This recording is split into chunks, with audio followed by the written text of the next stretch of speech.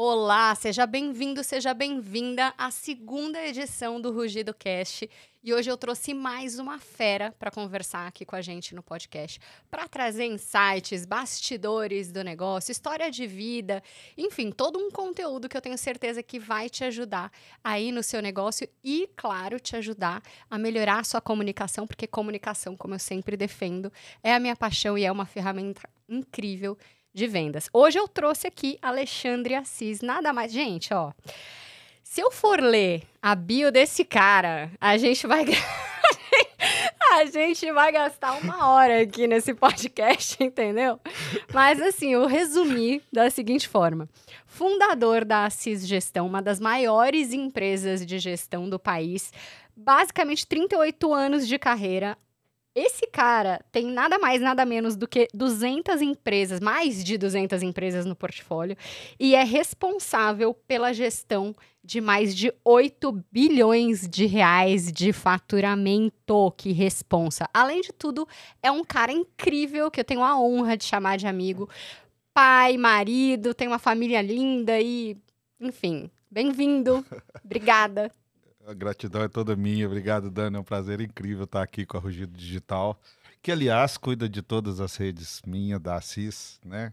Eu sou muito bronco nisso, né? Tô aprendendo tudo.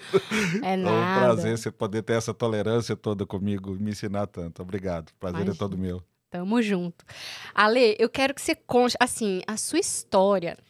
Ela é uma inspiração. E, gente, toda vez, eu preciso contar isso aqui pra vocês. Toda vez que eu vou dirigir esse cara, que a gente vai gravar os vídeos pro canal dele no YouTube, aliás, depois vão lá, assinem o canal.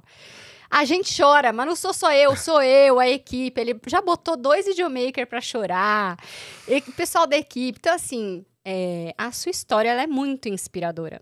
E a gente fez algumas lives, né? Fez algumas coisas juntos. E é muito incrível, porque tem alguns grandes ensinamentos aí. Eu queria que você contasse um pouquinho, assim, da sua trajetória para quem tá ouvindo, te conhecer, entender do que a gente tá falando, porque é sobre vida e é sobre negócios também. Eu entendo assim, a minha história é uma história que eu acho que é comum à maioria dos brasileiros, né? No que tange, eu vim de família humilde, meus pais da roça, né? Sem estudo, sem instrução, mas muito batalhadores, muito éticos, né? Me ensinaram muito as lições da vida dentro de casa. Eu brinco muito com meus clientes, né, nos projetos que nós estamos, que a maioria das coisas que eu aplico eu aprendi com meus avós, meus tios, não foi em Harvard, entendeu? Então, assim, as pessoas às vezes esquecem um pouco disso, né? E eu tive esse Essa base, né? privilégio, né, de ter uma base. Então, eu vivi uma infância muito feliz. Até quando eu fiz o podcast com o Fred Marink, eu brinquei com ele, né? Que assim, eu levanto mais cedo, fico até mais tarde, eu tenho um grupo das minhas tias, primos e tal. E aquele negócio, né, de manhã cedo tem 50 bom dia, aquele negócio que eu faço questão de responder tudo por toda essa base que eu tive na infância, que eu entendo que é tão importante. Então, assim, estudei escolas públicas, comecei a trabalhar com 11 anos de idade. Detalhes aí, naquela época podia, tá, gente? É diferente desse mundo de hoje, tinha os dinossauros ainda naquela época. Não tinha trabalho escravo, né? Falei isso com a Flávia também, Lorenzetti, outro dia aqui. Eu falei, gente, não existia nessa época, né? A gente começou com 13, 14, 16. Não, era extremamente... Aliás, era uma cobrança, né? Você é pré-adolescente, ali, adolescente, se você não trabalhasse, socialmente, você era julgado, né? Verdade. Que as pessoas mais próximas, pais, tios, esses negócios. Então, assim, comecei a trabalhar com 11 anos de idade. Passei por praticamente tudo dentro de empresas. E naquela época também não tinha todos esses detalhes de hoje, né? Então, por exemplo, você tinha que fazer café, lavar banheiro. Eu lembro que eu trabalhei numa indústria moveleira e eu era auxiliar administrativo, né? O cargo era chique pra caramba. Mas, na verdade, lá tinha um chiqueiro. E eu cuidava dos porcos, lavava o chiqueiro, lavava o banheiro de todos os funcionários. Então, assim, fazia serviço de office boy. Era um negócio assim, que na época era muito comum e eu entendo que hoje foi muito importante para mim. Por quê? Porque eu aprendi a viver bases dentro de empresas, né? Eu brinco que eu pelo menos penso assim, que a gente nunca perde, né? Ou eu ganho ou eu aprendo. Né? Eu tenho Sensacional essa muito disso frase. comigo, porque tudo isso, ao longo de um tempo, quando você olha os alicerces, né? Que eu vejo que muitas coisas hoje estão se pulando as bases, né? Já quer construir o telhado. E muitas vezes isso acaba não dando certo. Principalmente nas novas gerações, né? Eu não Exatamente. gosto muito desse mimimi de ai, as novas gerações, etc. Porque sempre tem um choque de geração. Mas a gente vê um traço muito comum, realmente, das pessoas querendo pular etapa, né?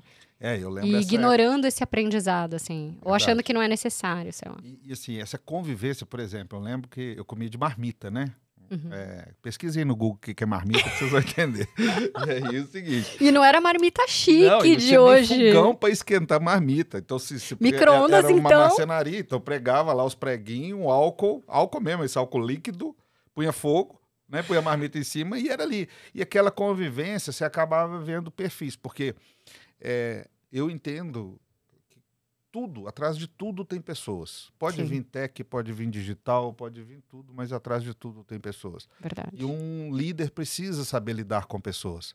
Precisa saber lidar com constrangimento, com frustrações, precisa saber lidar com o diferente, precisa saber lidar com imposições. E tudo isso, essa massa, eu fui criando ao longo desse tempo, né? Eu era office boy, e assim, o office boy, eu acho que é uma profissão que todo mundo deveria passar por ela. Por quê? Naquela época não tinha nada digital, banco digital, era tudo na munheca, né? Você tinha que ir lá no banco, fisicamente, pegar fila, né? Era aquela loucura. Eu lembro. Para tudo, né? Para pagar um boleto, para sacar dinheiro e tal. Existia dinheiro na época, né? Hoje o dinheiro não existe mais, mas na época existia dinheiro e tal. E aí você tinha que, você aprendia a se relacionar, você aprendia hierarquia. Então, por exemplo, os office boys que se davam melhor, então, às vezes você estava ali na fila do banco e as caixas do banco super apertadas, e às vezes elas estavam com sede ou com fome, alguma coisa assim. Busca um lanche ali para mim. Aí você ia lá.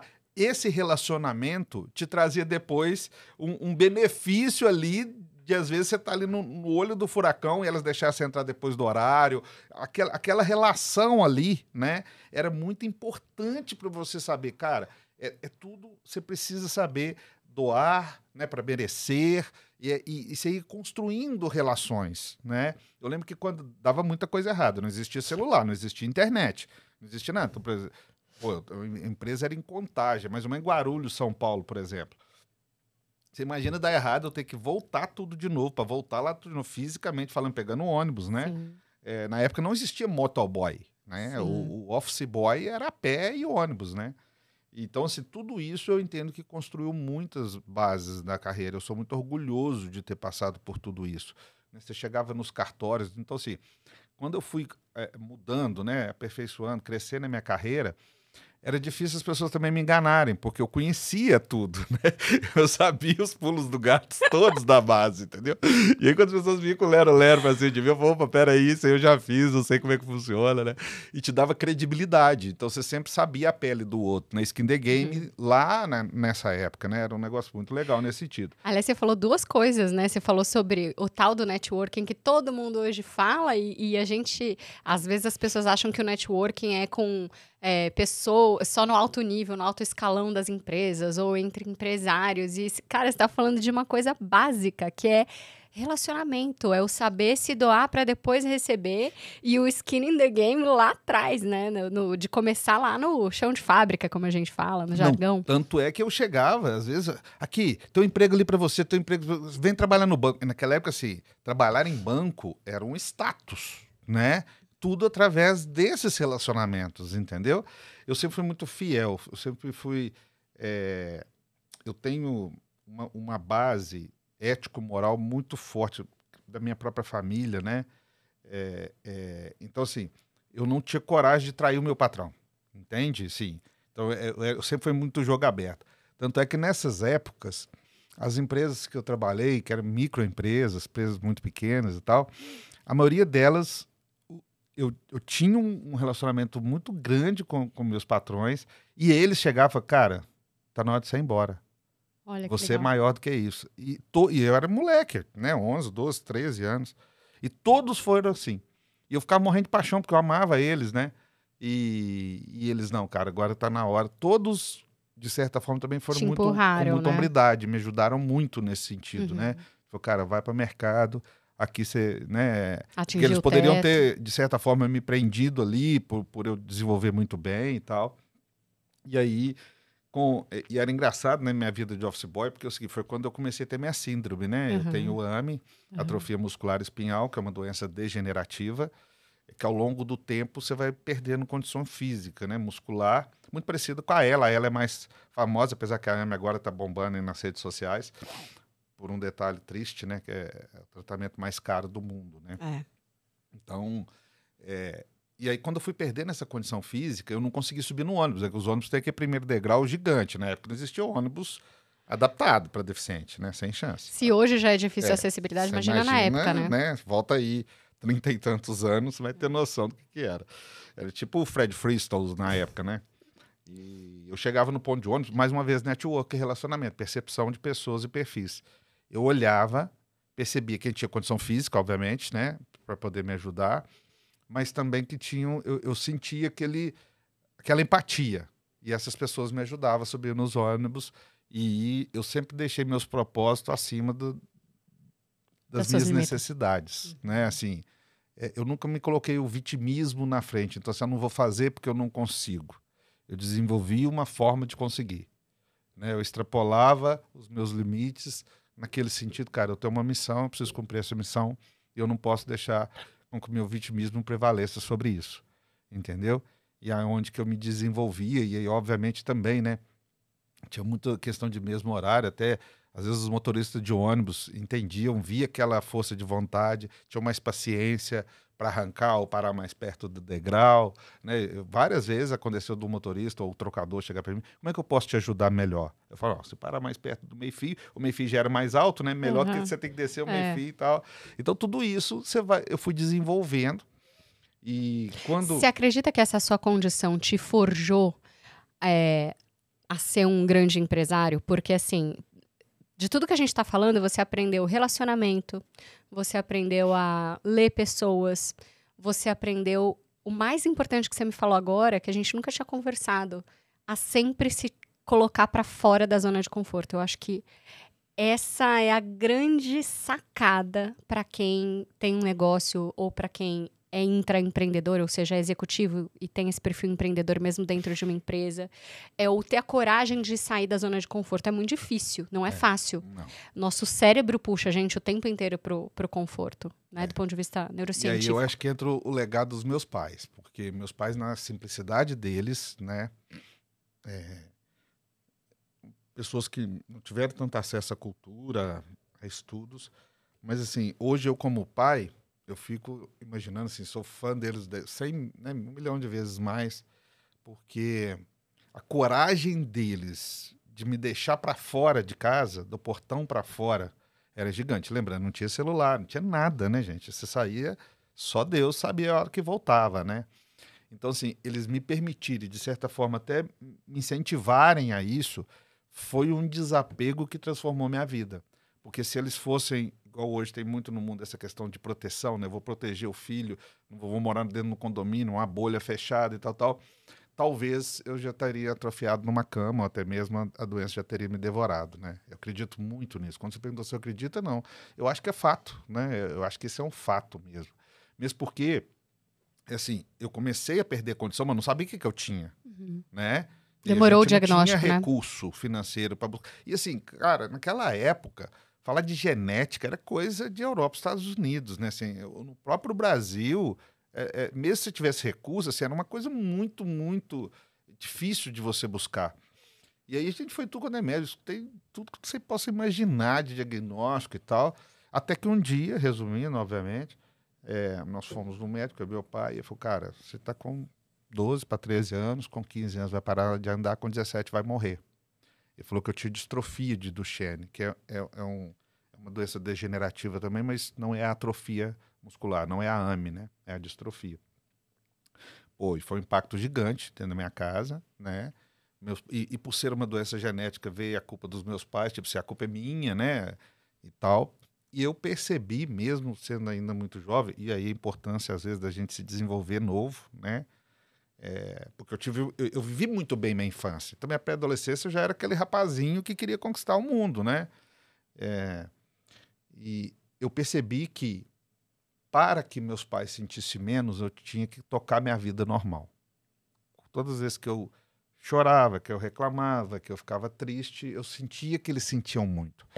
E aí entra outra questão que eu entendo que é a percepção de hierarquia familiar, emocional. Fui muito criado assim, quem manda é o mais velho, independente de quem seja, é o avô, a avó, os tios. Eu respeitava meus tios igual o pai, avô e avó igual o pai. Tinha uma hierarquia toda pronta ali, né? Tinha aquele negócio, tinha que dar bênção, né? Meus tios batiam na gente, assim, chegava, meu pai perguntava, se tivesse batido, apanhava de novo, né? Sabe aquele negócio? Cara, você não respeitou a hierarquia, né? Então, isso também, eu acho que ajuda muito. Te forjou também. Porque hoje eu acho que o mundo, dentro de organizações, principalmente, falta muito esse contexto, né? De entender ali, não é essa hierarquia brutal, mas uma hierarquia de saber, cara, aquele cara tem mais domínio, eu posso colaborar com ele, ser humilde para aprender, né? Eu acho que tudo isso fez. E aí eu toquei minha vida, vamos dizer assim, né? E coincidiu de, nessa época, eu entrar para uma empresa que culminou de eu entrar de um grupo familiar logo na seguida, porque houve uma fusão dessa empresa. E eu, muito jovem, comecei a dominar todos os processos. Eu acho que eu meio que também, assim, eu me blindei, né? Aquele mundo corporativo era um mundo que eu conseguia me tornar alguém, né? Então, em pouco tempo, eu comecei a tocar tudo lá. E esse grupo tinha logística, tinha construção civil, depois entrou agronegócio. E eu me desenvolvi muito lá dentro. Isso com quantos anos? De 13 para 14. Eu não sei se você percebeu, eu passei 17 anos um pouquinho, né? Não estou aqui em espírito, né? Então não morri com 17. E com 17 anos eu conheci a rede Sara Kubitschek, né? Que é uma rede que eu elogio muito, porque apesar de ser uma rede pública, é uma rede muito digna, né? Com muitos recursos, com muitos profissionais muito capacitados. E lá que eu fui descobrir que era AME. Então você imagina, na data de você morrer, você descobre que você tem vida, né? Sensacional. Foi uma transformação. E aí eu quis viver tudo também, né? Aquele negócio também do exagero, né? Eu queria viver o mundo inteiro, né? E, assim, eu viajava muito, Brasil todo. Já com 17? Época, já. É porque na época, as coisas assim, a dificuldade fazia... Eu entendo ter um lado muito bom nisso. Por exemplo, você ia abrir uma filial, ou você ia abrir... Eu trabalhava com logística. Então, para os caminhões abastecerem, tinha que ter cadastro em postos de gasolina, né? Mas naquela época você não tinha internet. Você tinha que ir presencialmente. Então você tinha que fazer o trecho todo que ia ser feito, bater na porta do posto ali, do hotel, dos recursos que você precisava, dos fornecedores, dos clientes, e levar papel, né? A pasta de documento, né? Eu lembro quando o fax surgiu, eu amei, né? Foi uma das melhores coisas do mundo, foi fax, né? Então, assim, aí você tinha que ir desenvolver. E mais uma vez, você chegava onde você não era conhecido. Dá um Google também, né? Quem não conhecer fax. E você tinha que ter empatia, né? Porque você apresentava papel pro cara. E tinha que ter uma determinada credibilidade naquilo tudo, uma certa confiança, porque não tinha como você pesquisar a empresa, puxar um Instagram, né? Não existia site, né? Entendeu? Então, assim, era um negócio meio que ali, ó, né? One a one ali, né? Eu aprendi one a one cedo, entendeu? Então, assim, e daquilo o cara buscava, e tinha que abrir, às vezes, limites grandes, a empresa já era grande e tal. Então, com 20 e poucos anos, eu me tornei CEO, né? A minha primeira escola pública, privada, desculpa, foi faculdade, né? Que eu fui pagar. Que eu podia pagar, e só pude fazer quando eu pude. Meu pai não tinha condições financeiras para me ajudar nesse sentido. E aí, lá na faculdade, viajava pra caramba, então faltava. Mas eu tirava boas notas, porque eu já tinha uma carreira, eu já dominava muito o processo. Tirava boas notas, fazer boas apresentações e tal. E um dia o coordenador do curso de Ciências Contábeis, coordenava todas as pós de gestão da PUC, falou, cara, você não quer fazer um projeto comigo não? Porque você falta muito e tal, mas se apresenta, tira boas notas, para compensar essas horas e tal. Começamos assim, ficamos de 99 a 2002 desenvolvendo esse projeto, testando, fazendo MVP dele. Em 2002 eu fundei a Assis, né? Que basicamente é o seguinte... Com quantos anos? Com 2002, puxa, eu sou de 73, 28, 29, né? Anos. Jornalista não sabe fazer conta de cabeça, né, amigo? Mas deve ser isso aí, né? Mais ou menos isso, entre 28 e 29 anos aí. E aí, o que aconteceu? Eu, por perceber muito, eu tinha que ter um senso de perceber. Por exemplo, na minha adolescência, eu tinha que saber com quem eu andava. Eu tinha que perceber meus amigos. Porque todo mundo dava conta de correr, eu não dava, né? Entendeu? Se alguém aprontasse, a gente... Entendeu? Na escola, por exemplo, os caras falavam, vou te pegar lá fora, pegava, né? Entendeu? Na conta de correr, pegava, né? Então, geralmente eu me relacionava, por exemplo, se eu estava na quarta, eu me relacionava com a turma do 7º ano. Porque já era turma maior, mais forte. Aí eu fazia isso me protegia dos que me batiam, entendeu? Mais ou menos isso. E aí, eu fui percebendo que o empreendedor, ao longo do seu negócio, o empreendedor geralmente domina profundamente, ama o que faz com paixão, mas quando ele começa a crescer, começa a vir muitas dores que ele não foi preparado a elas. Uhum. Que são dores, por exemplo, marketing, precificação, tributo, compliance, governança, contabilidade, pessoas. Ele não foi criado para ser gestor, ele é criado para ser empreendedor. Ele tem uma veia empreendedora ali. E geralmente ele tem muito conhecimento técnico, Exatamente. mas não de gestão.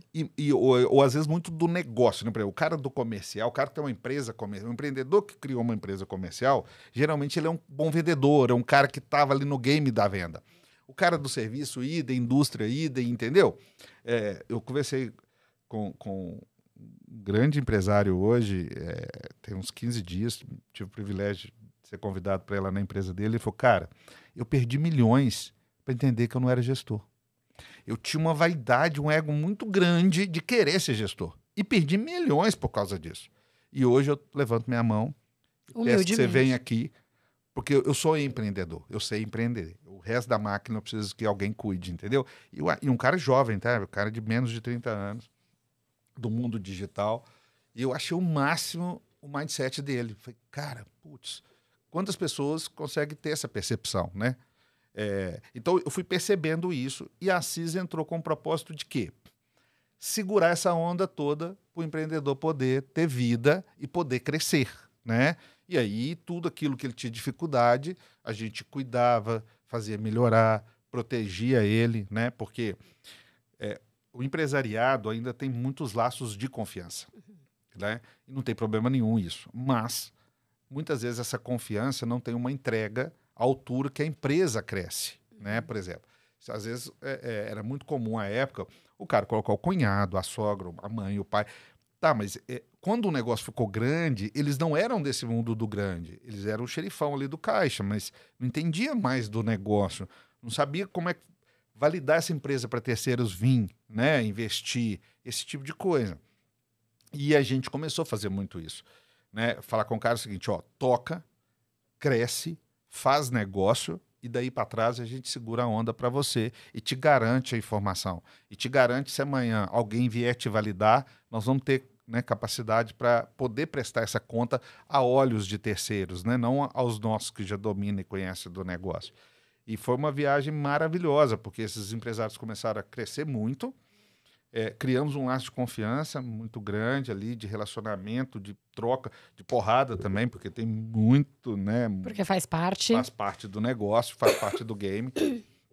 E essas empresas, quando elas começaram a crescer, vieram, obviamente, bancos, fundos, concorrentes. Falaram, cara, eu quero te conhecer. Né? Como a gente já tinha uma jornada juntos, porque quando eu conheci essas empresas era o seguinte, desce CNPJ, em nome do papagaio, do periquito, da sogra, né? Aquele negócio, só negava daqui, só negava de lá, era um negócio louco, né? Mas assim, eu tinha esse movimento, tinha um CNPJ, mas não tinha um negócio, entendeu? Você não conseguia falar o que era aquilo.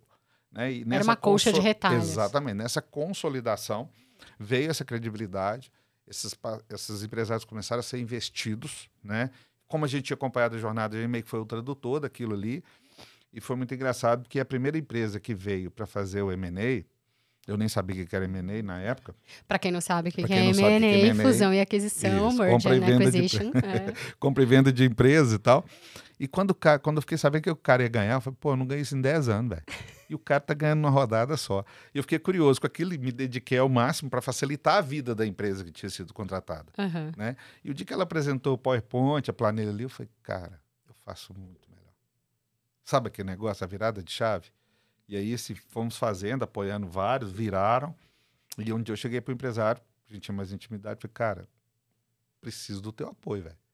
Porque como é que eu vou vender empresa? Todo mundo perguntava, quanto você vendeu? Eu falei, nenhuma. Né? Eu preciso ter uma no Spotify para começar.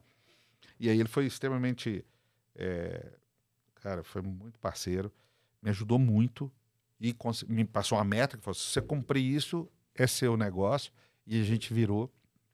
E daí para frente começou uma questão assim muito bacana dentro da CIS. Então a gente tinha know-how de entender empresas complexas, porque o técnico é o mais fácil. O difícil é ego, vaidade. Aí entra aquela escolinha lá de trás, eu aprendi muito a me relacionar, aprendi muito a fugir desses viés de ego e vaidade, aprendi muito a ser duro com o empreendedor na hora que precisava, mas também ser maleável na hora da dor dele, do ombro, amigo, aquele negócio. Então, esse caminho a gente já estava meio que consolidando ali, a gente já tinha know-how, né?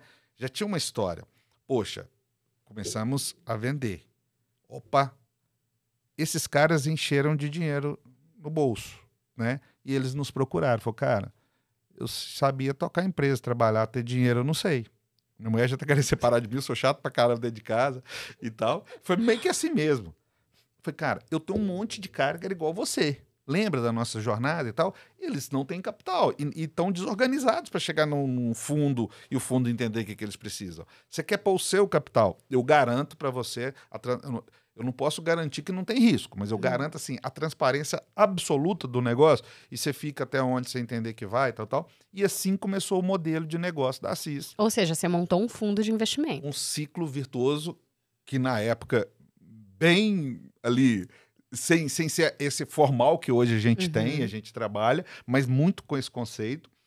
E ficou muito legal, porque a gente entrava, tinha informação, garantia uma informação sólida e real. Sim. Poxa, a empresa ela não tinha muitas vezes capital para crescer, então eu consegui o capital Arrumava para a acelerar, para casa. fazer o growth ali. Né? Nesse intervalo, a gente tinha tempo para arrumar a casa, deixar ela bonitinha, e entrar aí marketing, as outras coisas.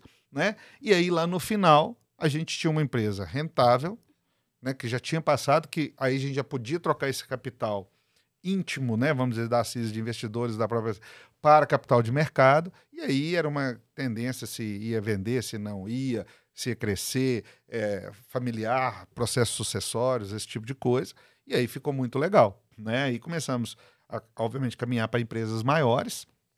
Né? Nesse intervalo disso tudo acontecer, eu busquei muita capacitação, por isso que você fala que demora muito para falar meu Nossa, currículo. gente, aí. tem umas 10 linhas o tanto de certificação e formação que esse homem tem. Porque eu fui correr, né, eu estudei nos Estados Unidos, eu fui fazer tudo que eu pensava. Eu tenho que trazer o que esse empreendedor investiu em mim. Eu sempre pensei assim, tudo que era investido em mim, durante muito tempo eu não podia pôr no meu bolso só. Eu tinha que reinvestir em prol do próprio cliente. Como é que eu fazia isso? Capacitação. Meu, do time, da equipe, né? Todo mundo, para que a gente possa retribuir a ele aquele investimento. Porque eu brinco muito com o meu time que a gente tem o melhor negócio do mundo. A gente aprende e recebendo. E mais uma vez você fez uma coisa que muita gente não faz para crescer, que é reinvestir, em vez de botar no bolso. É isso. Né? Então, ficava assim, a empresa... Que hoje todo mundo fala, não, porque a melhor prática para você ter um negócio, né, construir um legado, uma empresa grande, é você por muito tempo ter um prolabore baixo e reinvestir a maioria do que entra na empresa. Hoje todo mundo fala isso como, né, boa prática, mas você já naquela época já sacou e já começou a fazer isso. E te confesso que fazia muito por um pêndulo ético-moral. Porque eu achava assim, cara, o cara tá confiando muito na gente, né? Eu não tinha tickets tão altos, eu não era tão conhecido igual hoje. Então, assim, eu falei, cara, eu tenho que retribuir para ele. Eu não posso... Você entende que era meio por gratidão, na prática mesmo, assim?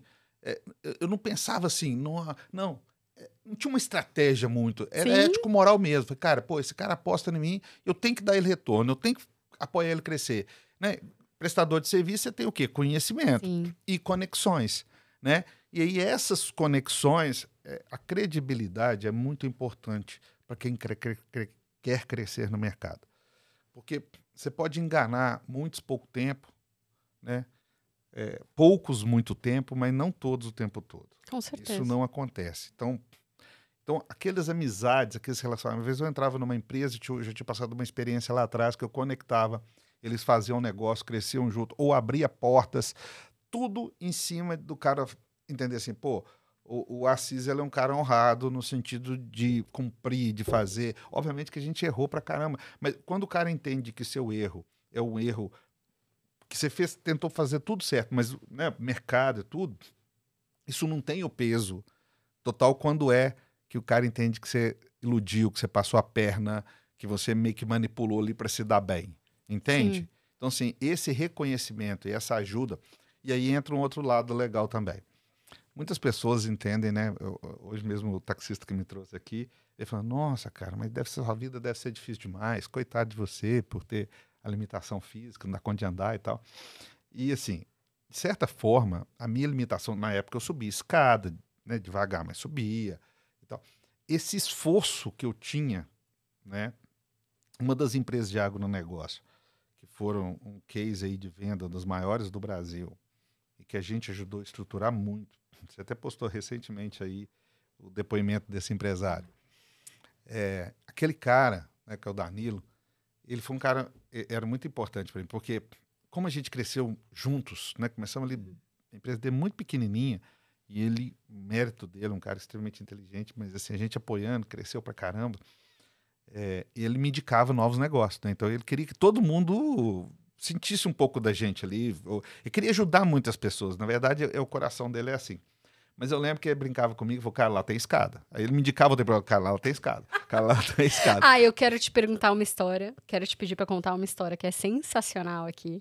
Porque muita gente fala, pô, e aí, comecei meu negócio, como é que eu vou conseguir clientes, etc. E a história do seu primeiro cliente é sensacional. Mas antes, ó, quero pedir para quem tá ouvindo aqui, já aproveitar, assinar o podcast, porque vocês já viram o calibre das pessoas que a gente vai trazer aqui, né? Então, assim, assina aí o podcast no Spotify, assina o canal no YouTube para não perder nada por aqui, porque o negócio é do balacobaco. Conta essa história, como é que foi o seu primeiro cliente? Bom, tinha que Porque tem essa, antes de você começar, tem essa lenda, né, de que o empresário, ele precisa chegar botando banco, ele precisa ser poderoso, né, para conquistar um contrato. E, cara, a tua história prova que, tipo, lufas, esqueçam, rasguem tudo. Olha, foi mais ou menos assim. Não existiu o Waze, né? Lembrando disso, né? Eu peguei o endereço e fui visitar a empresa. E fora a carga emocional de você fechar seu primeiro contrato, né? Como era a primeira vez que eu seria empreendedor, empresário ali, de assinar um contrato, né? E na época, assim, não tinha portfólio, não tinha mal e-mail, né? Então, assim, você não tinha como apresentar virtualmente, nada disso. Então, era tete a tete. Bom, vai eu. A empresa era numa esquina. E essa parte aqui, a rua era assim. Então, tinha muita escada. E lá em cima era planinho só. E eu peguei o endereço do número que dava aqui embaixo. Parei, estacionei o carro, fui entrando. E aí aquela escadaria, os degraus muito altos. E aí eu fui subindo com muita dificuldade e tal. Mas que eu passei o primeiro patamar assim, uma pessoa desceu. Lembrando, você não tinha como pesquisar no Instagram para conhecer o Face, né? O rosto ali, entendeu? Nem sabia. A cara do, exatamente, era pro telefone, dono. agendava e ia, né? E aí o cara desceu e falou, cara, eu tô vendo que você tá precisando de ajuda. Eu falei, não, eu vim cá, tem uma reunião agora. Ele falou, não, sou eu. Era o próprio empresário. Basicamente era o dono exatamente, do negócio todo. Do negócio todo.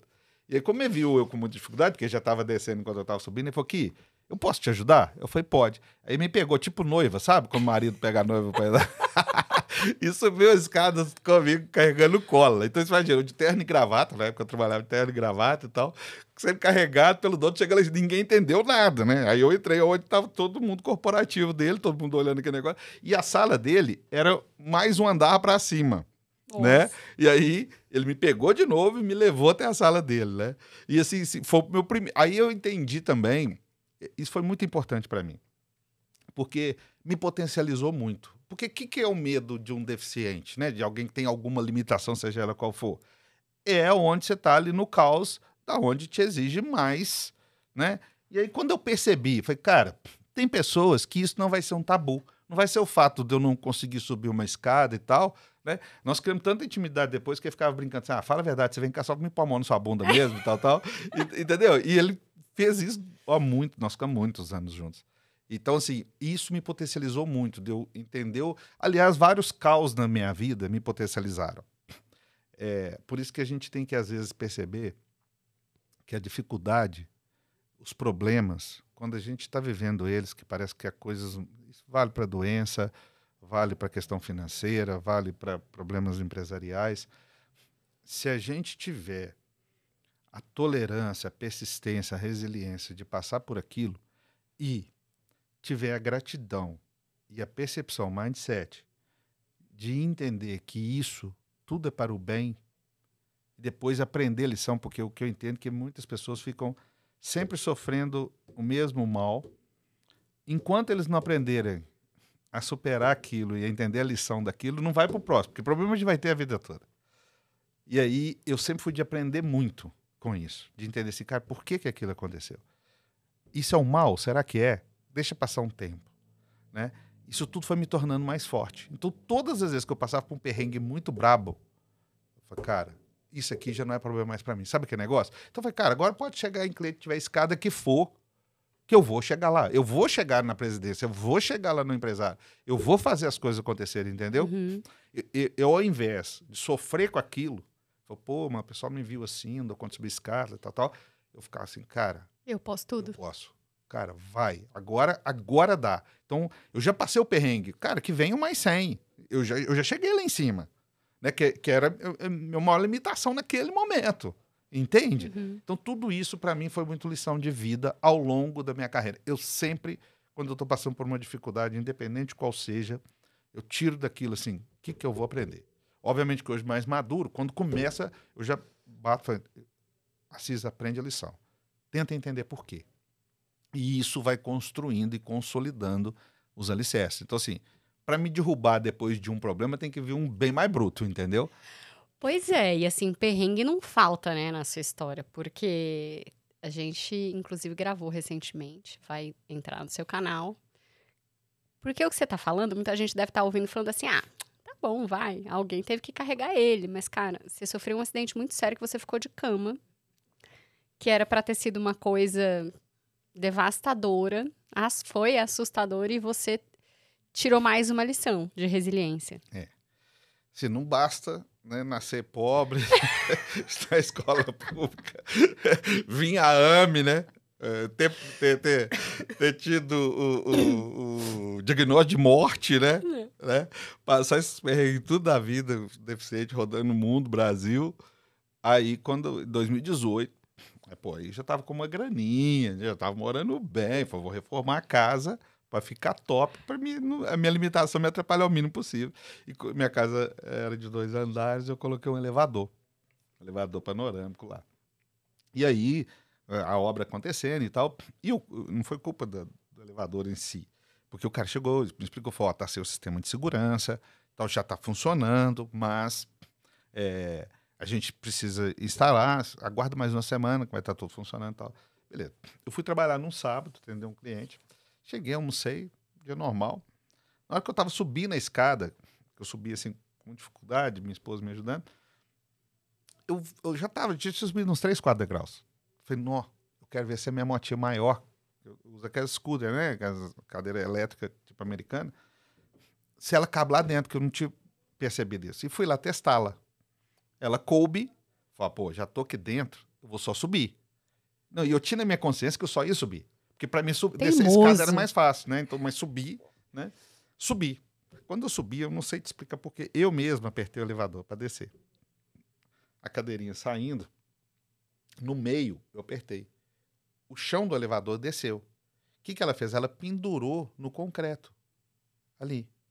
Ela nem dava ré e nem caiu para dentro do fosso. Só que o teto do elevador veio descendo. Então, o que aconteceu? Ele me partiu no meio. Metade do meu corpo ia descer o elevador abaixo, a outra metade ficar em cima. Eu tenho um filho de 4 e um de 11. Entre o filho de 11 a esse de 4, nós perdemos 2 por aborto espontâneo. E ela estava grávida de novo e no 3º mês, que foi os outros 2 abortos. Nossa. Né? Nisso eu comecei a gritar, desligou a energia. Então, como essa scooter, né, essa motinha elétrica, essa cadeira de roda, ela é maior, ela é mais robusta, ela segurou um pouco o elevador. Uhum. Entendeu? Nesse intervalo aí que aconteceu isso. E ela saiu para a rua gritando, passou um pouquinho, só escutei aquele estrondo, né? Então, o que aconteceu? O elevador, não aquele agarrou no guidão, a moto deu que um pinote, igual cavalo, sabe? Uhum. E eu fui parar em cima do teto, só que minhas pernas ficaram presas entre o elevador e ela. E aí foi esmagando, né? O elevador forçando ali, esmagando entre o concreto e minhas pernas lá. E como ela saiu para a rua e o elevador era panorâmico, esse lote da minha casa é muito grande, só que tinha um vizinho assim fazendo um churrasco. E os caras que estavam lá, que não me conheciam, era de um time de futebol dele lá, perceberam que eu precisava de socorro, porque viram pelo vidro. Olha para você ver que conjunção do universal. E como minha esposa saiu gritando, o portão ficou aberto. Então eles desceram correndo. Ela saiu para a rua, mas eles tiveram como entrar na minha casa. E eu gritando lá em cima, eles chegaram até onde foi o acidente. Como a moto deu o pinote, ela tampou, ela é grande, ela tampou a porta do elevador, não tinha como entrar. Uhum. Minhas pernas presas. Uhum. E aí veio para mim uma luz na hora. Foi espiritualidade mesmo. Eu comecei a orientar eles, porque a primeira coisa que vinha na minha cabeça é: se esse elevador descer, vai arrancar minhas pernas. Aí eu, como estava em obra, eu pedi a eles que desceram e escorassem o elevador. Falei, escora ele. Mesmo com a energia ligada, mas eu senti que ele estava tracionando ainda, entendeu? Aí eu, escora, eles desceram. Ó, pra você ver a luz que me iluminou naquele momento. Quando eles subiram, os que não desceram, vai lá e valida se a escora tá boa, porque os caras estavam muito emocionados de ver minhas pernas daquele jeito e tal. E essas pessoas desceram e falaram, não, aqui embaixo tá bem seguro e tal. Falei, beleza. Falei, gente, agora eu preciso tirar minhas pernas, porque ainda eu tava com medo do elevador descer. E aí foi muito engraçado, porque foi chegando assim, do nada. Um subiu com as alavancas de pedreiro, e na hora que ele subiu, ele tentou engatar ela no elevador, na cabine, que minha perna já estava bem esmagada, só que não dava alavancagem para ele empurrar a cabine para cima. Eu vi assim, pela fresta, assim, eu vi um que era mais gordinho, assim, tinha um peso maior. Falei, cara, sobe você bem na ponta e tenta. E na hora que ele subiu, eu senti o primeiro alívio. Aí ele foi forçando, a cabine foi empinando um pouquinho, e aí eu fui sentindo aqueles alívios, falei, não, o cara tá dando certo. Sobe um outro cara com um martelo, uma marreta. E eu falei, cara, quebra entre as minhas pernas para poder vocês tirarem ela daí. Eu não posso ficar com a perna debaixo do elevador, porque se ele desce, arranca. E o cara falou, não, mas eu vou te machucar. Eu falei, cara, machucado eu já tô. Vai na fé. Mas se eu acertar sua perna? Eu falei, cara, vai embora, faz. Aí quebrou. Como minhas pernas estavam muito amassadas, e quebrou dos lados, mas ficou um centro ainda ali, né? Uhum. Um vizinho meu atravessa a rua com a machadinha, tipo que é de índio. Uhum. Sério mesmo, todo em ferro. E aí ele acabou de quebrar. Aonde, aí, de fato, aliviou minhas pernas. E entra uma pessoa lá em casa, que é um amigo meu, que é do Corpo Bombeiro. Nossa. Aí ele fez uma tala e eu fui entrando assim no elevador e entrei. Ou seja, o elevador ali podia descer, eu não corri o risco mais de perder minhas pernas. Uhum. Aí chegou o Corpo Bombeiro, conseguiu tirar a motinha e tal, e me levou para o hospital. Relacionamento de novo. No caminho do hospital, dentro da ambulância, falei com minha esposa assim, eu tenho um cliente que é um médico muito conhecido. Falei, liga para ele me falar quem lá do hospital, né, possa me atender para esse acidente e tal. Ela ligou, ele não atendeu, eu falei, no final de semana ele está na fazenda. Ela ligou, ele atendeu lá na fazenda. E aí ele direcionou, né, para uma equipe médica especializada. Eu fui parar no hospital e eu lembro o seguinte, quando eu cheguei no hospital, a primeira coisa que eu fiz foi ligar pro meu sogro. Falei, cara, vem pegar sua filha e leva ela pro hospital para mim, porque eu não quero perder meu terceiro filho. Então, naquele momento de desespero, a primeira coisa que eu pensei foi isso. A minha irmã chegou, ficou comigo, meu sogro pegou, minha esposa levou para o hospital. Eu entrei para fazer os exames ali, né, imediatos, porque estava muito machucado. E um cara falou assim, cara, tá muito detonado, você machucou demais, tal, beleza. Só que o especialista não tinha chegado. Uhum. E aí, nesse intervalo, uns 40 minutos, uma hora, chegou o especialista. E me levou para a mesma sala, para o mesmo raio-x, para o mesmo tudo, mesmo bem. E fez os exames todos. Falei, não, cara, com uma cirurgia rápida aí, a gente vai poder te recuperar bem. Eu falei, em 1 hora... Tudo mudou. né? E ele falou, ó, 1 para isso, se você suportar uma dor maior, a gente não tiver que colocar muita droga, talvez a cirurgia pode ser mais rápida e recuperar melhor. Caso contrário, a gente vai ter que estender ela mais um pouquinho. Eu falei, não, cara. E aí veio uma voz na minha cabeça assim, não confunda dor com incômodo, não confunda. E minha esposa pegava meu pé, assim, milímetros, sabe? E eu senti alívio. Eu fui para UTI, fiquei 2 noites na UTI, porque estava muito complexo, né, o acidente. E ali eu fui só mentalizando coisa boa, só pensando coisa boa. O tempo todo eu ficava assim, cara, eu tenho que pôr coisa boa na cabeça. Né? E na segunda-feira de manhã, que chegou a hora da cirurgia, quando eu desci, a enfermeira faz um checklist, né? Você tem alergia disso, remédio daquilo, não sei o quê. E ela perguntou assim, de que você tem alergia? Eu fui só de elevador até agora. E nisso, o pessoal caiu na risada, ela mesmo, os médicos. E o médico que ia fazer minha cirurgia, o cirurgião não tinha conhecido ele. E ele riu muito. E aí entrou, já deu aquele ambiente, né, bom, positivo ali, fiz a cirurgia. E esse cara fez toda a diferença na minha vida daí para frente. Quando terminamos, fomos para o quarto, colocou gesso, né, colocou parafuso, ferro e tal. E eu sentia muito o peso do gesso, porque imagina você de gesso já sei, imagina eu, né, que já tem uma limitação. E ele falou, cara, eu cheguei dos Estados Unidos, tem um gesso assim assado, que é 1/3 do peso e tal. O hospital não pode fornecer, mas se você comprar, meu pai foi lá na hora, onde que ele indicou, ele mesmo, lá no quarto, já moldou ele para mim, aí foi um alívio absurdo. Eu saí do hospital numa sexta-feira de carnaval, e ele falou assim comigo, eu vou na sua casa. Aí entra a questão profissional de novo, né? Eu entendo que o verdadeiro profissional, ele não tem barreiras e não tem limites para aquilo que ele se propõe, né? Porque quando ele falou isso comigo, ele já me trouxe um alívio, né? E uma confiança nele muito grande. E assim ele fez. Ele foi na minha casa, cuidou de mim todos os dias. E só não foi o dia que a mãe dele teve um AVC.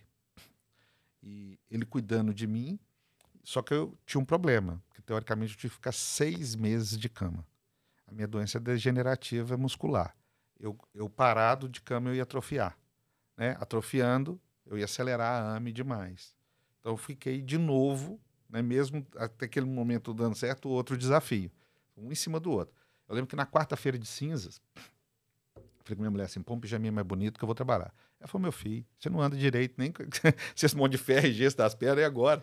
E aí eu fiz um vídeo para todos os meus clientes, até hoje, me desloquei, viajei milhares de quilômetros para atender vocês, mas agora preciso que vocês venham até a mim. E assim, tive uma empatia de todos, uma gratidão imensa por isso, que todos, minha casa em obra, todo mundo ia para lá, fazer reunião com advogado de terno e gravata, sentado dentro do quarto. E você de pijama. De pijama, fisioterapeuta fazendo fisioterapia, porque eu tive que fazer um intenso, né, para tentar aliviar ao máximo. Vendi 2 empresas. Olha isso, em 2 28 M&A. dias, deitado na cama. Um das pessoas que comprou fala comigo até hoje assim, cara, eu tô medo de você. Foi por quê? Foi porque você deitado de pijama sem vender a empresa, você imagina você andando nessa motinha e ficando em pé, entendeu? E aí, de novo, todo esse desafio me trouxe, foi, cara, tem um detalhe importante nisso. Nesse momento da minha vida, foi o último sócio, eu tinha comprado a parte da minha última sócia. Uhum. Então eu estava sozinho na empresa. Eu deslocava até os clientes. Lembra que não tinha mundo digital, foi antes da Covid, foi em 2018. Sim. Ninguém fazia reunião No Zoom, videoconferência não existia no Zoom. Não, Zoom, Meet, né? etc. Então eu vivi, a minha esposa grávida não podia me ajudar fisicamente, igual ela me ajudaria naturalmente, porque a gente estava com medo da perda do bebê, que hoje é meu filhão de 4 anos. E aí eu estava naquele momento do pesadelo perfeito, né? E tendo que ficar 6 meses na cama, a AME podendo, tudo isso ao mesmo tempo, né? Olha o que é a vida da gente. E eu comecei a trabalhar, obviamente que... Você tinha tudo para ter largado a toalha lá. Aí entra, minha fisioterapeuta, a Ana, meus cuidadores, o Oscar e o Paulo. Os caras ficavam comigo 24 horas, né? Era 12 e tal. Isso tudo, né? O doutor Tiago, todo mundo me dando aquele apoio, obviamente, muita estrutura em casa, os clientes indo até mim e tal. Isso foi me energizando. E aí, com 28 dias...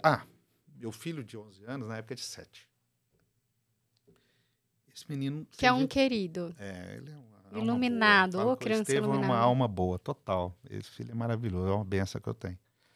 O Estevão entrou dentro do quarto com 7 anos, puxando um colchão, esse colchão de chão, fininho. Falou, pai, eu vou cuidar de você. Meu filho, né? Como o estado que o pai tá, né? Falou, minha mãe tá grávida e ela não pode. Dani, ele me servia água, comida. Eu ia ao banheiro, ele limpava a minha bunda. Ele me dava banho, me esfregava. Eu, na cama, fazia xixi numa reca, levava, jogava no vaso, dava descarga, lavava. Tudo isso com 7 anos. E foi meu companheiro de série, de filme, Harry Potter, nós assistindo todos, aquele negócio. E as pessoas passavam lá para dar uma aliviada nele, né? Porque o pai dele, né, passou porque trauma, ele sentiu. Ele, não, eu vou ficar com meu pai. Não queria ir em shopping, nada disso, sabe? Ficou muito comigo. Ficou 28 dias. Foi o primeiro dia que eu fiquei em pé, 6 segundos. Mas eu fiquei no andador. Com 30 dias eu comecei a dar passos no quarto e voltar. E aí ele pegou o colchão e falou, pai, eu te conheço. E saiu do quarto, foi embora. Foi assim, a entrada e a saída dele, sem ninguém falar nada. Ele viveu esse acampamento comigo lá, que foi extremamente importante para mim. Para ele também, tenho certeza. E com 30 dias eu comecei a rodar de andador. Com 30 e poucos dias eu estava no meu escritório de cadeira de rodas. E estava numa reunião com a turma de agronegócio, os queridos da Acero. Eu saí de cadeira de roda, esse médico, ele ia lá no meu escritório, me deitava na mesa de reunião, me atendia lá. E ele falou, vamos andar hoje? E eu falei, vamos. Aí eu pus a mão no bolso, apoiando no cuidador, e fui andando, né, ele comigo. E aí eu voltei para a reunião andando. Não, quando eu cheguei, ele começou a chorar, e eu também, acabou a reunião.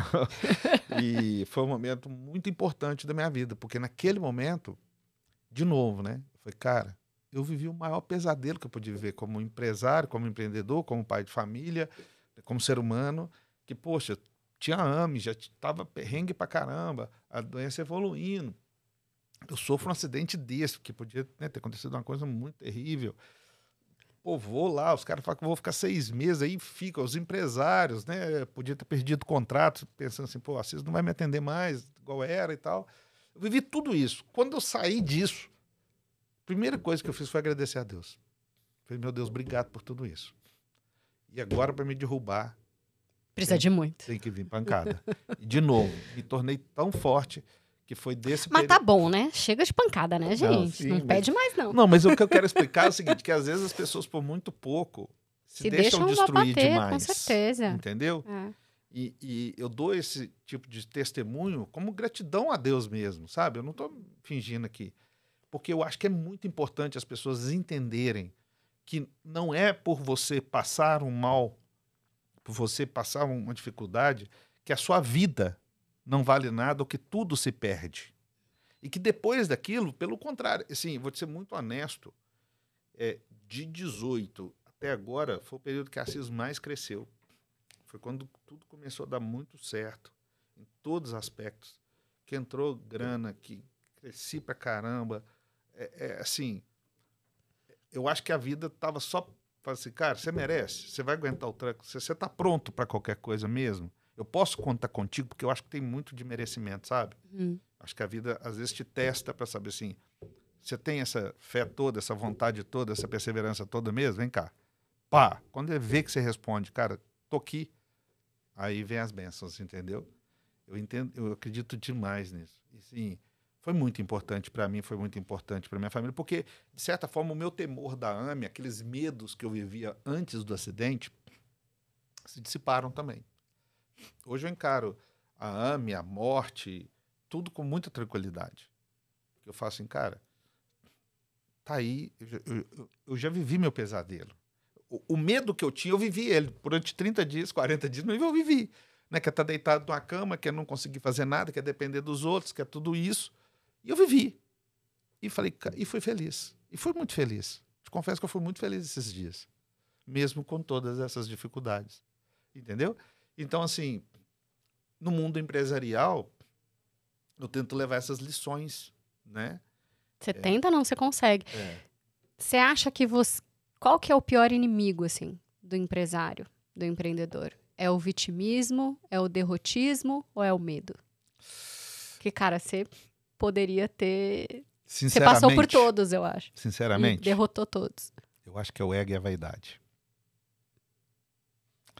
Eu acho que o empreendedor, quando ele chega e fala assim, eu sou o cara, eu não dependo de mais ninguém. Minha empresa está aqui no auge. É o primeiro passo para a derrocada. É o primeiro passo para o abismo. Você quer ver um negócio? Tem 20 anos, a Assis fez 20 anos, né? Tem 20 anos. Toda vez que eu passo uma proposta, que eu vou assinar um contrato, eu escuto a seguinte pergunta. Que dia que termina? Qual que é o cronograma desse projeto? Né? Eles já começam querendo terminar, né? Aí eu falo assim, que dia que sua empresa termina? Né? Cara, a jornada é que é o grande milagre. E hoje a sensuosidade desse mundo atual, todo mundo está esquecendo da jornada.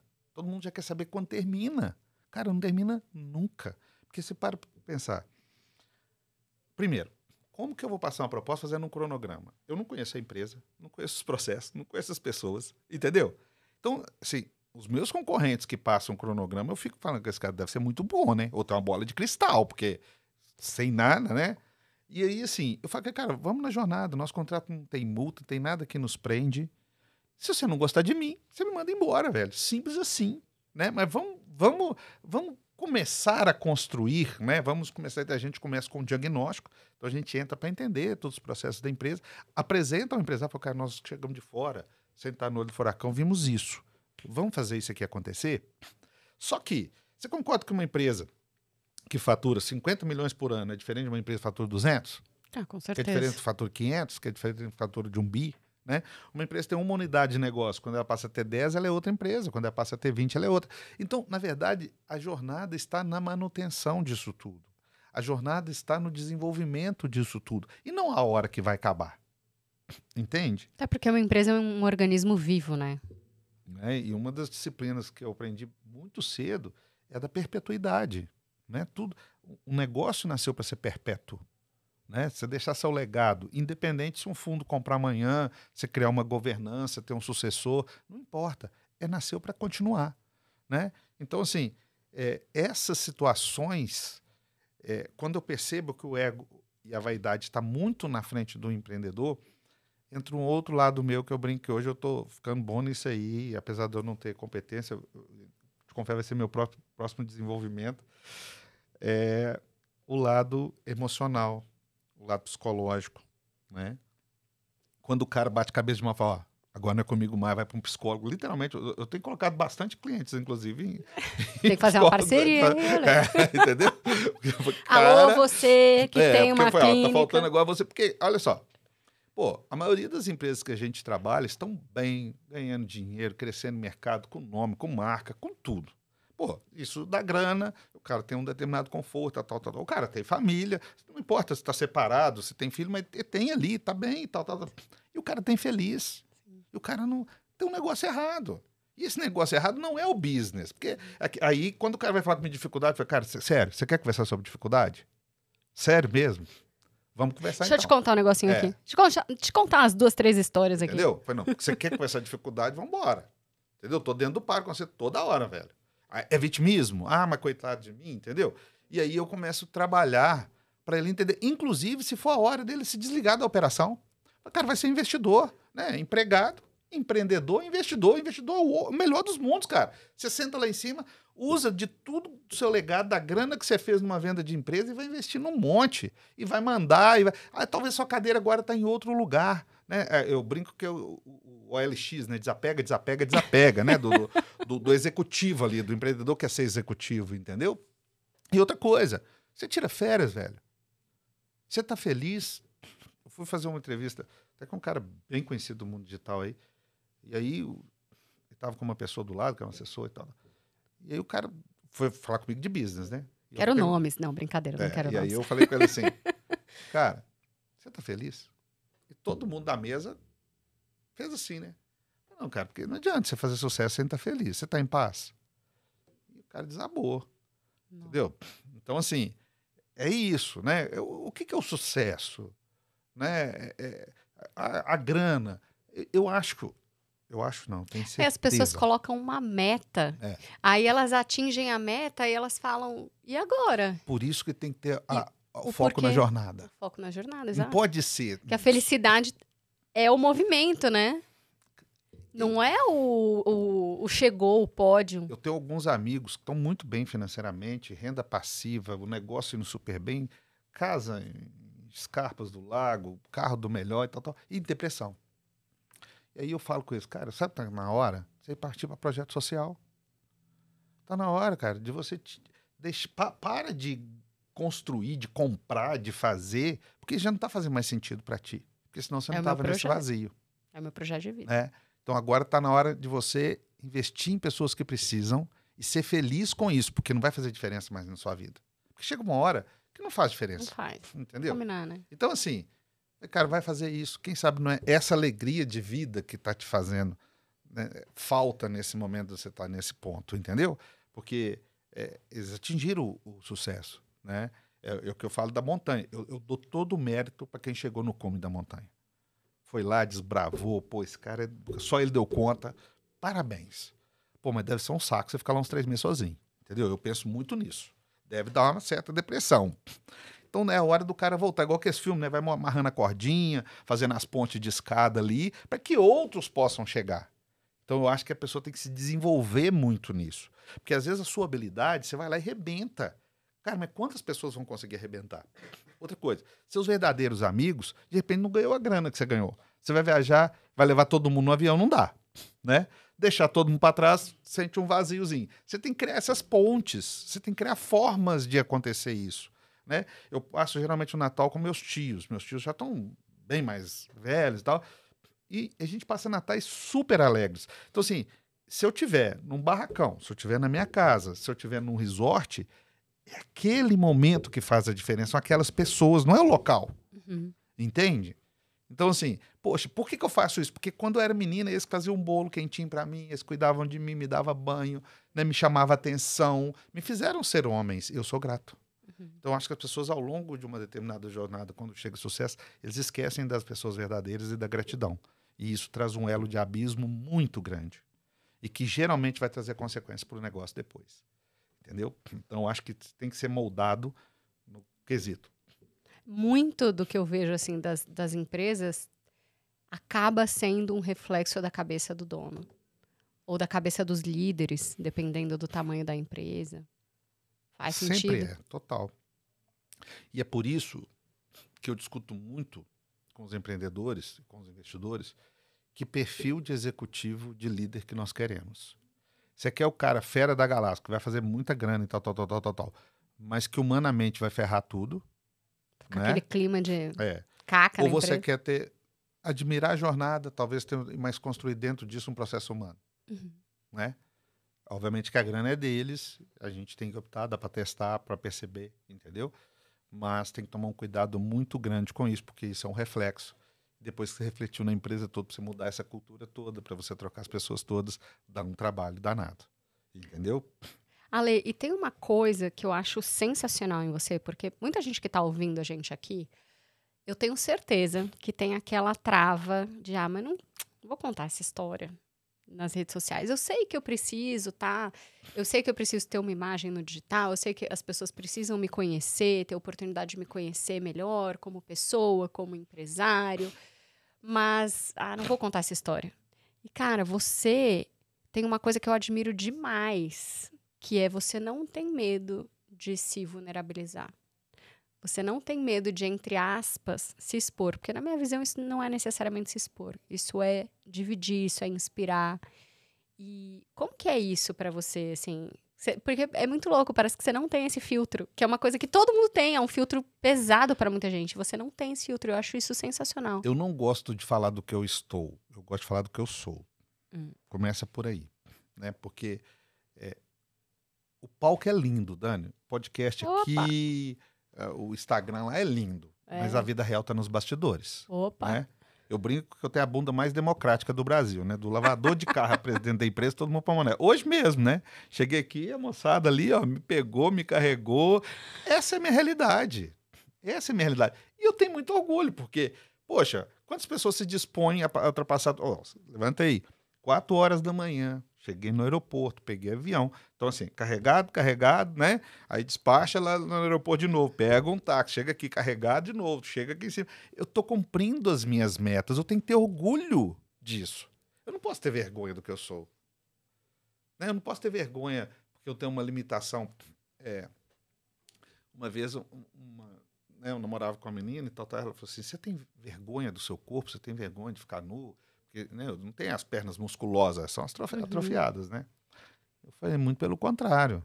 Eu tenho um orgulho danado do meu corpo, porque apesar de todo mundo entender que isso é ruim, é esse corpo aqui que me faz conseguir fazer tudo. Então, eu sou grato a ele. Até judio dele de vez em quando. Tem essa consciência, preciso melhorar nisso. Minha fisioterapeuta, né? Alô, que a Ana. diga, né? A Ana cuidou de mim quando eu tive acidente. Hoje ela é minha quiroprata. Quiroprata. Quiroprata. Acredito. E a Renata é minha fisioterapeuta. Né? Para não ter confusão depois. E aí, assim, poxa, eu tenho orgulho mesmo. Eu não tenho vergonha de mim. Né? Eu não tenho vergonha nenhuma. Porque eu sou assim. E quando você fala desse papel que às vezes as pessoas têm na internet, né? Eu, para ser sincero, eu olho e eu tenho muita pena dessas pessoas. Se elas tiver que depender só disso, eu acho que tem um peso muito grande e tem uma penalidade lá na frente. Então eu prefiro ser bastidor, né? Poder contribuir aqui no palco com os aprendizados, com o know-how, com a experiência, mas eu sou bastidor, né? Eu sou o que eu sou. E eu tenho muito orgulho de ser assim. Eu não quero ter uma persona que tá longe, até mesmo porque, assim, uma hora ou outra você vai vacilar, né? Aí sai lá e te derruba, né? Então, assim, eu sou muito realista para essas coisas. Então, assim, cara, eu sou feliz, eu sou grato demais. Eu sou muito grato, né? Veio um piloto junto comigo, assim, nós tomamos um café junto, ele falou, pô, senta aqui, né, na minha mesa, e a gente pegou o mesmo avião, que foi uma coincidência, e viemos conversando. E falou, cara, eu vou bate e volta em São Paulo. Eu falei, cara, eu também. Ele falou, cara, não é brincadeira, as pessoas acham que é fácil e tal. Eu falei, cara, não é. Mas eu falei que assim, é necessário. A questão tá da gente ir voltar bem, né? É da gente voltar melhor do que a gente foi. É isso que abastece a gente dessa energia de fazer acontecer, né? E assim, eu tenho muita alegria de ser assim. Eu acho que eu não conseguiria ser diferente. E eu acho que se eu fosse diferente para vender, para fazer números na internet, eu me sentiria falso. Com certeza. Eu não, entendeu? Sim. Eu não conseguiria fazer. Sim. Eu tenho que ser assim para fazer sentido para mim, né? Porque eu acho que a gente tem que aprender a estar bem com a gente. Agora você falou uma coisa que faz muito sentido. Talvez, acho que é essa a virada de chave, né? Para quem tá ouvindo. Se você não se sente bem com você, se você não tá de bem com a sua história, que é o que eu vejo muito em você, você tá muito de bem com a sua história. Se você não tá de bem com a sua história, como é que você vai compartilhar, né? Eu acho assim, mesma coisa quando eu viajo, curtir meus filhos, né? Eu não sou aquele cara que viaja e fica sentado na mesa ali bebendo. Eu gosto de estar com as crianças, brincar com elas, interagir e tal, e com dificuldade, né? Então, assim, porque é o seguinte, eu não vejo dificuldade igual as outras pessoas têm, entendeu? Poxa, até quando as pessoas me ajudam, eu entendo assim que é uma oportunidade para elas também de se desenvolver, entendeu? Eu não fico naquela da vergonha ali. Poxa, se eu tivesse uma condição física legal, eu ia ajudar. É porque quando a gente não tem vitimismo com a gente também não olha para os outros com vitimismo, né? Entendeu? Então, pô, se eu tivesse condição física, eu ia ajudar também, pô. Se esse cara tivesse na cadeira, talvez é importante ele sentir isso, entendeu? Então, é assim, e curto e vivo. E, sim, eu acho a jornada maravilhosa. E eu entendo que os desafios... vamos tirar os desafios perrengue. Né? Mas os desafios assim, de você aprender coisas novas, de você estar dentro de uma empresa e poder se desenvolver, tudo isso, todos os desafios são para o bem. Faz a gente ser melhor. Eu vejo pessoas que querem evitar isso, querem ficar sempre numa zona de conforto. Eu acho que o pior momento de qualquer pessoa é a zona de conforto. Né? Então, assim, eu acho que tem que ter equilíbrio entre vida pessoal, familiar, empresarial. Eu não sou que é cara de Vamos entrar pro projeto e dar porrada em todo mundo e mata todo mundo e tal, pra pegar grana lá na frente. Pô, você perdeu tempo de vida, né? Qualquer maior riqueza que a gente tem hoje é vida, é tempo. Né? Se você jogar esse tempo fora, então o equilíbrio, não vale a pena você perder uma família por isso. Não vale a pena você não ver seu filho por isso. Mesmo porque o que eu mais escuto em mesas, né, fechadas aí com grandes empresários, empreendedores, é assim: meu filho não valoriza o que eu fiz. Tá, mas eu pegava, levava a família para a praia e ia embora para trabalhar. Chegava tarde, então eu brinco que a empresa tem o efeito amante, né? Ué. Sensacional. A empresa tem o efeito amante. Como é que a família vai amar amante? Né? Uhum. A amante tira o homem, né, da vida social com a família, né? Assim. Então, assim, cara, é esse o sentimento que eles têm para com aquilo. Eles ou vale aquilo só como dinheiro, mas não com amor. Né? Ou você tá de férias, mas tá ali falando no celular o tempo todo, tá no notebook o tempo todo. Cara, se tá assim, tá um negócio errado. Obviamente, todos nós passamos por um momento de se dedicar mais, mas a gente tem que construir, e isso depende só de nós, o seu ambiente, entendeu? Então, por exemplo, hoje eu tenho um motorista, obviamente que ele me ajuda fisicamente, mas assim, se eu não tivesse um problema físico, talvez eu teria.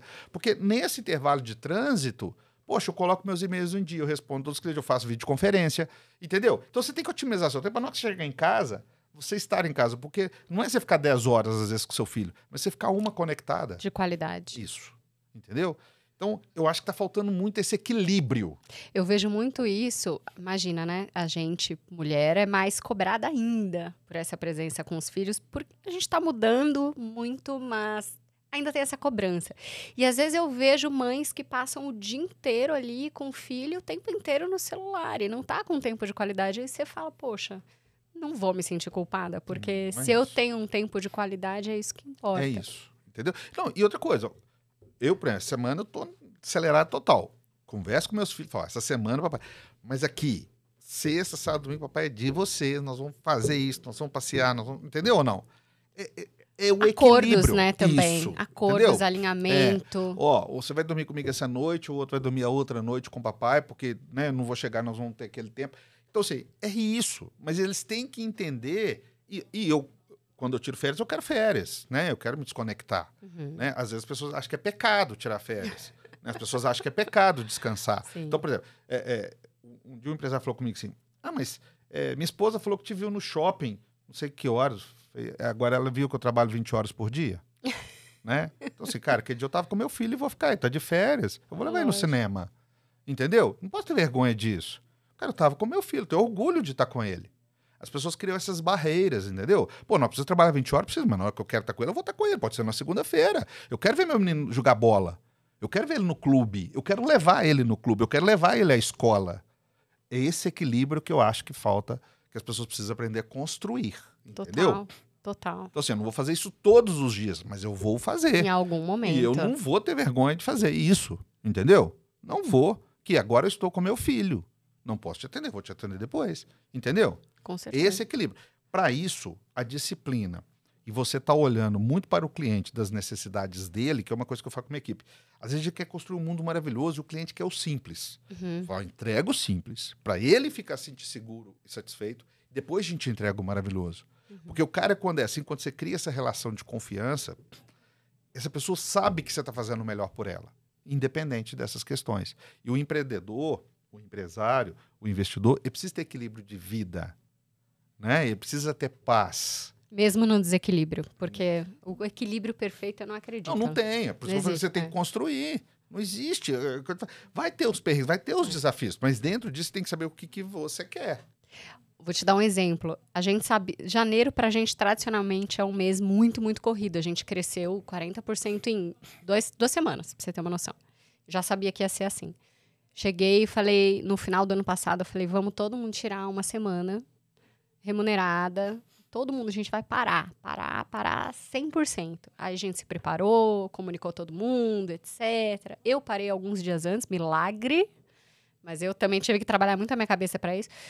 Essa semana, ontem eu tava trabalhando até 10 horas da noite. De novo, né? Palco versus bastidores. E é normal. E aí, alinhamento com a minha filha, né? Eu sou separada, então ela, muito do tempo, ela passa comigo também, uma parte do tempo comigo, uma parte com o pai. Não é fácil, mas é isso, eu não acredito em, eu vou sempre conseguir trabalhar de tal a tal hora, de segunda a sexta, todo fim de semana conseguir tirar. Mas esse alinhamento e esse, tá bom, ok, porque eu tenho muito isso que você falou, da gente é muito preocupado em entregar para o cliente e sempre que possível entregar mais. A gente é muito focado em resultado para o cliente. E aí, quando você tem esse foco, muitas vezes você esquece do foco em você, né? Então, acho que é esse o lance do equilíbrio mesmo no desequilíbrio. Entender nossos limites, né? Nossas fragilidades. Eu sou um cara que eu me componho sempre. Eu sei que quando eu estou chegando ali no limite que eu preciso de uma pausa, né? E aí eu me programo para isso, aí vem a disciplina. Porque às vezes as pessoas também querem atropelar tudo, não querem ser disciplinadas. Aí dá bizil mesmo, né? Mas, por exemplo, o meu filho de 4 anos, um dos ambientes que mais gosta de ir é no escritório. Eu acho isso super legal.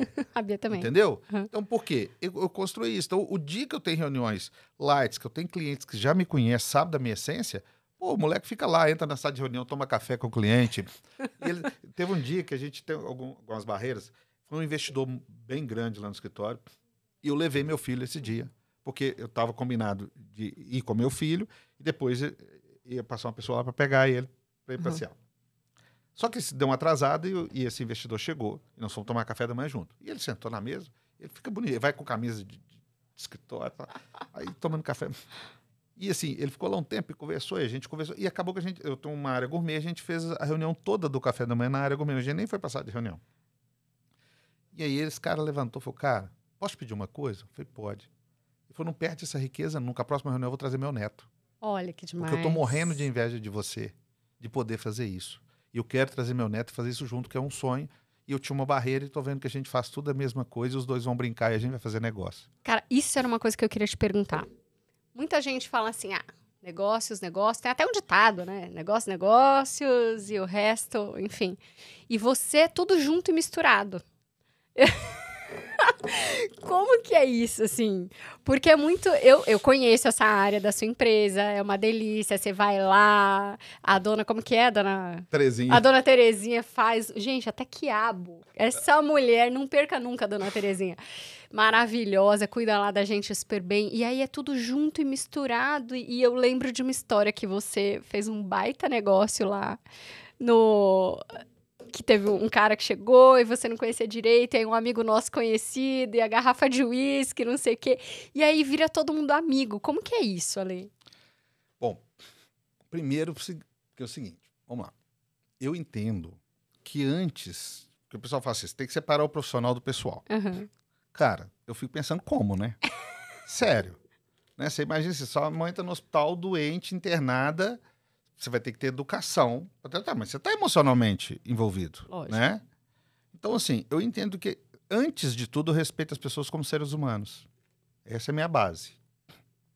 E volto a dizer, eu não faço firula porque alguém tem dinheiro, porque alguém tem poder. Eu não vou me transformar por isso. E, às vezes, essa naturalidade rompe barreiras, porque, geralmente, a turma do poder, que tem muito dinheiro, está acostumada muito com gente puxa saco, ou gente querendo tomar dinheiro deles, ou gente querendo se aproveitar de alguma forma. Eles não estão acostumados com o que é original. Sim. Essa é uma grande verdade, entendeu? E, cara, eu não sei fazer isso. Eu sei ter educação, porque minha mãe e meu pai me ensinou dentro da minha casa. Mas se eu tô... Cara, eu não tô legal, eu não tô legal. E isso fez com que, ao longo do tempo, a maioria dos meus... Vou falar dos clientes atuais, porque eles me pagam, tem que fazer um sentido, né? Mas meus ex-clientes são meus amigos. Eles ficam na minha casa, dormem lá com a família, a gente viaja juntos. Entende? Os filhos deles fazem projeto sucessório dentro da minha empresa. Não é dentro da empresa deles. E eles já não são clientes mais. Entende? Eu tenho um caso, são 2 irmãos do agronegócio. E a mãe deles, Dona Salete, já deve estar com 80 e poucos anos. É minha companheira de WhatsApp. A gente conversa, sério, constantemente. E eu criei amizade com a mãe deles. Sacou o que é isso? Então, eu tenho orgulho disso. Poxa, fizemos grandes negócios e eles cresceram e prosperaram. E, além disso, somos muito amigos. É o melhor dos mundos, na minha visão. Com certeza. Entende? Então, assim, há um respeito muito grande, há uma cumplicidade. Pô, eles entregaram os filhos deles para mim, para fazer a sucessão lá na Assis. Eles têm negócios gigantes. Poxa, E a dona Salete, minha companheira, com seus 80 e poucos anos, entendeu? E eu troco mensagem com ela, a gente conversa. Ela vai na minha casa, dorme na minha casa. Olha. Entende? Então, assim, eu entendo. Por que isso? Porque eu respeitei eles como seres humanos. Porque eu fui digno com eles no mundo profissional. Independentemente Eu não estava olhando do ali portfólio. ticket, contrato, dinheiro. Eu É isso estava aí. olhando pessoas. É isso aí. Entende? E é nisso que eu consigo fazer muito essa mescla. Uhum. Né? É nisso. Eu fico pensando assim, ó, 20 anos de empresa. Eu nunca tive um processo trabalhista. Eu nunca tive um processo comercial, civil, tributário. Poxa, tem alguma coisa nisso que dá certo, né? Cresci, ganhei dinheiro, tenho uma turma boa como cliente. Tem clientes que são renomados a nível de Brasil, dentro dos estados deles, os maiores. Tem que ter alguma coisa, né? Apesar de parecer que às vezes eu estou fora contra aquilo que o mercado prega, tem que ter alguma coisa de certo nisso, entendeu ou não? É a essência da CIS. É, porque quando eu recebi na cozinha, eu aprendi com minha avó. Né? O que eu te Eu falei? achei Muita coisa não demais, precisa de Harvard, demais não, aquilo. gente. Porque, não, sério, aqui, a pessoa chega de viagem, ou chega de trabalho. Às vezes, gente, a pessoa tá com fome, sério. Sim. Igual que eles fizeram hoje, um cafezinho quente na hora certa, gostoso, aquilo harmoniza a alma. Ó, com certeza. Você tem um banheiro limpo, com dignidade. Cara, tudo isso pra mim, eu aprendi dentro da minha casa. Sim. Eu não aprendi isso em escola. Uhum. Eu não aprendi isso fazendo curso. Entendeu? Pô, trato o ser humano, ele é digno, então ele precisa ter dignidade. Não precisa ter luxo, mas dignidade. Que é o básico do copo tá limpo, uma água geladinha, né? Um café pronto na hora, uma comidinha, por mais simples que seja. E diante disso, as pessoas se abrem, a alma fica em paz e as coisas vão acontecendo. Porque aonde tem paz, tem harmonia, se constrói valor.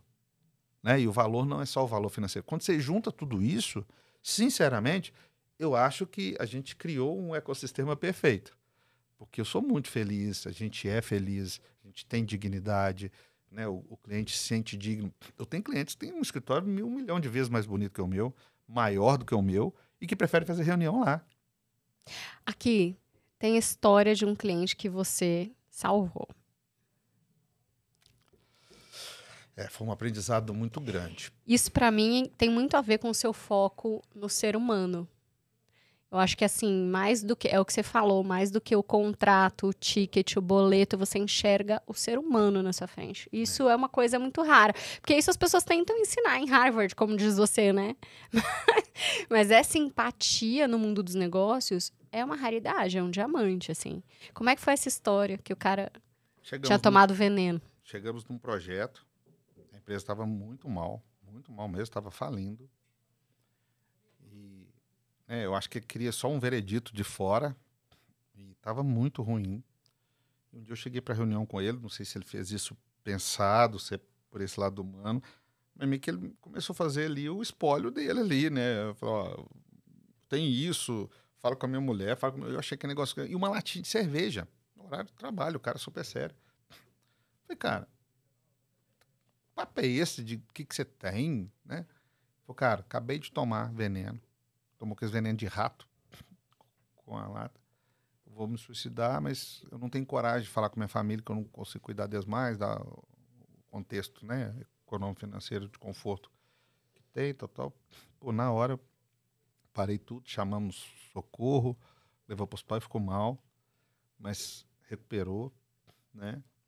E eu lembro quando eu fui visitar ele, que tinha recuperado, e obviamente todo mundo ficou sabendo que o cara tentou suicídio, né? E aí eu olhei no olho dele e falei assim, cara, se nesse mesmo momento agora, com tudo isso que você está passando, é igual com a vergonha, né? Ele ficou muito envergonhado. Tal.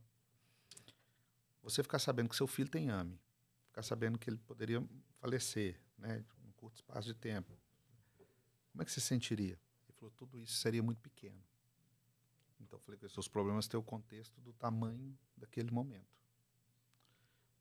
Esse cara saiu, a gente veio para São Paulo. Eu lembro que ele pegou talão de cheque, né? Na época ela usava muito talão de cheque.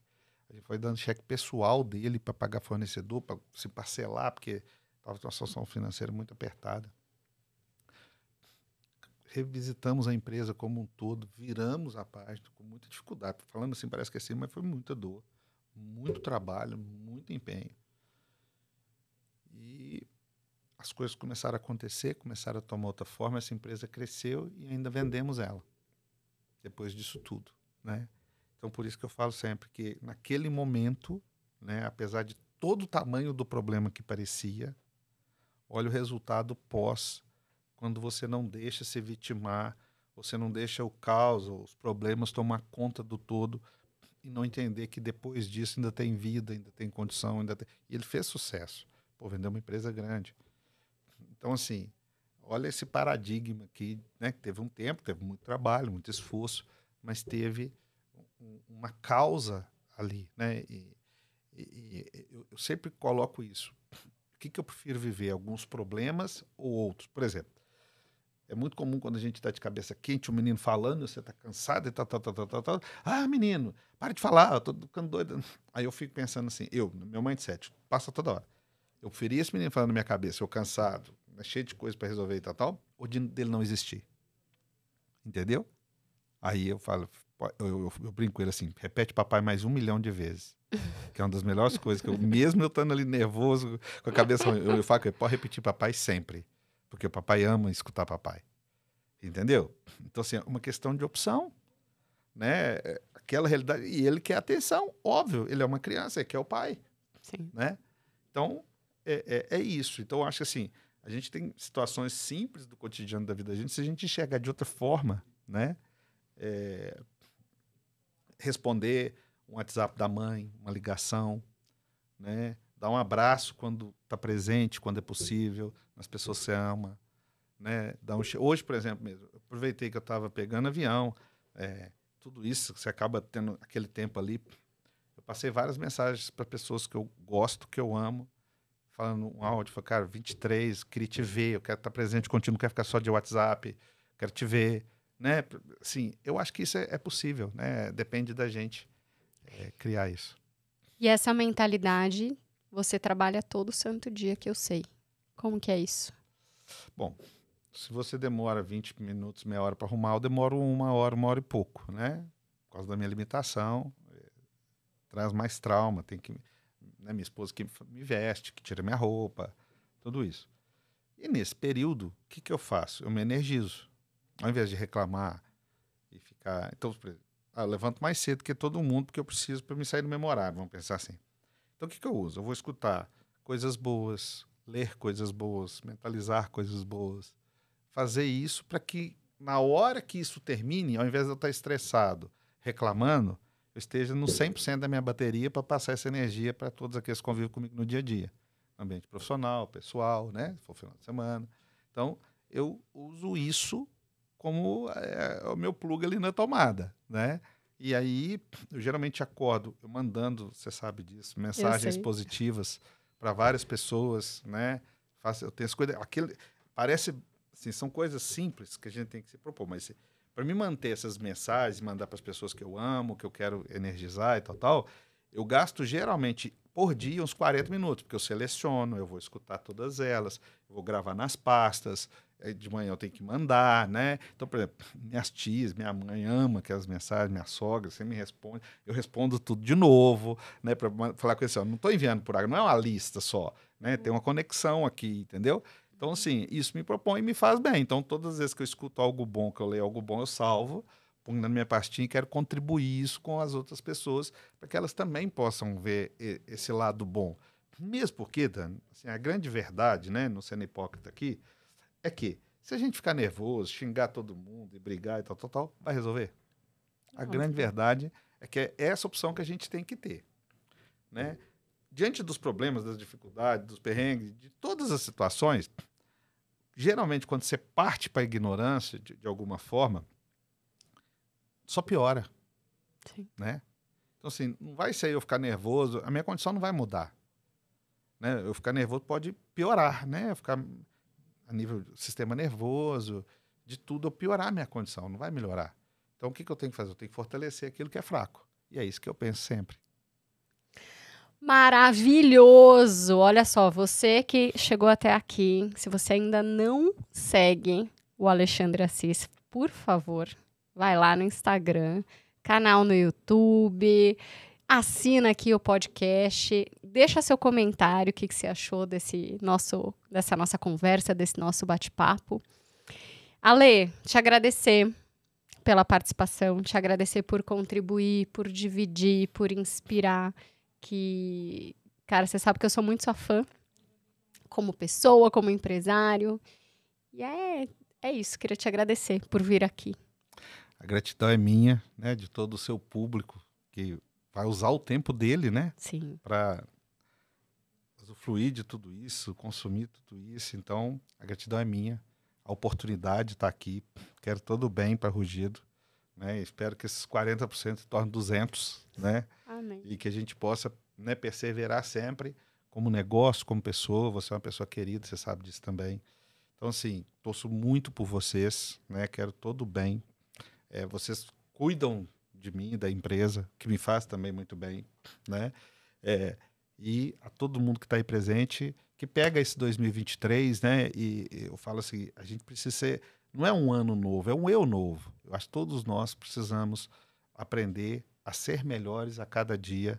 Né? O Gustavo Borges um dia me mandou uma mensagem e falou assim, qual que é o seu maior desafio? O meu maior desafio é tentar ser melhor todos os dias.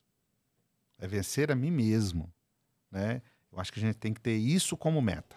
Vencer a nós mesmos, buscando sempre esse caminho do bem, de nos compor, de buscar aquilo que nos faz bem, de trabalhar muito, né? De passar por tudo o cotidiano que faz parte de tudo isso, mas tentar ser mais leve, né? Eu acho que esse é um caminho bom para a gente começar o ano aí. Se você puder resumir o seu desejo para quem está aqui em uma palavra para esse novo ciclo. Gratidão. Eu acho que todo mundo que compõe gratidão em si cria um ciclo virtuoso. A gente nunca pode esquecer da gratidão. Maravilhoso. Esse foi o 2º episódio do Rugido Cast. Te espero no próximo. Um beijo, até mais.